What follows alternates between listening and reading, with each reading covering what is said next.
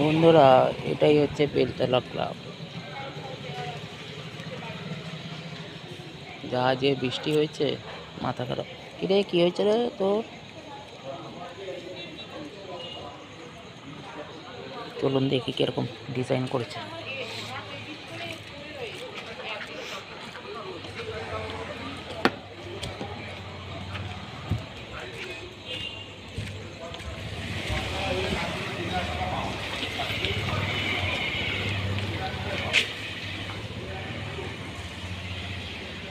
এখনো কাজ কমপ্লিট হয়নি।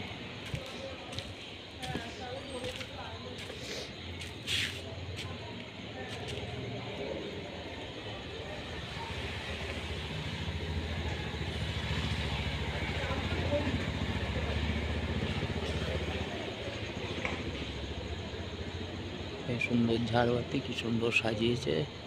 আরো মণ্ডপ সাজানো বাকি আছে এখনো।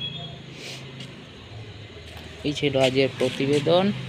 বেলতলা ক্লাবের সদস্য থেকে আন্তরিক প্রীতি ও শুভেচ্ছা জানাচ্ছি। আপনাদের পুজো ভালো কাটুক, ভালোভাবে ঠাকুর দেখুন, এটাই আমার কাছে কাম্য।